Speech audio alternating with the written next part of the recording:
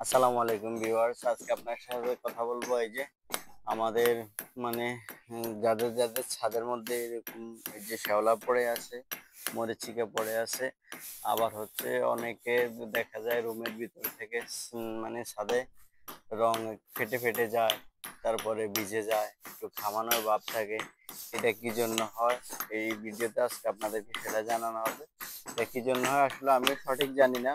এখানে দেখা যাচ্ছে কিছু মিস্ত্রিরা কাজ করতেছে, তাদের সাথে কথা বলবো যে এই জিনিসটা কি কারণে হয়। তো আশা করি তখন আপনারাও জানতে পারবেন এই জিনিসটা কি কারণে হয়। আচ্ছা ভাতিজা, জি কাকা।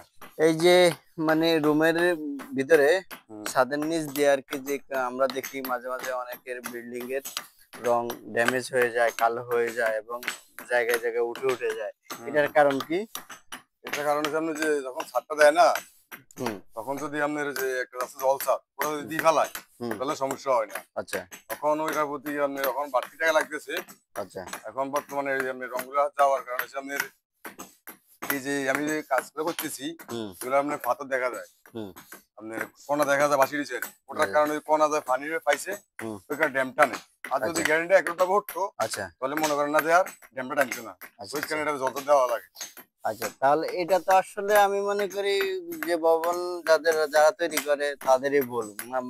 মালিকের কোনো ভুল না। কারণ মালিকের ভুল নাই। মালিকের যেহেতু আগে বললে মিস্ত্রি আগে যদি বলতো বা আগে এই ব্যবসাটা করতো তাহলে হয়তো আরেকটু সহজ হইতো। অবশ্যই, অবশ্যই। কম খরচে হয়ে যেত মনে হয়, তাই না? হ্যাঁ, হ্যাঁ।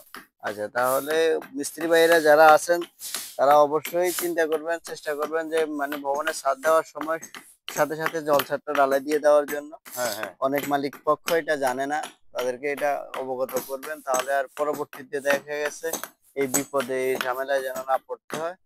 আপনারা সেদিকে খেয়াল রাখবেন। ধন্যবাদ সবাইকে। আসসালামু আলাইকুম।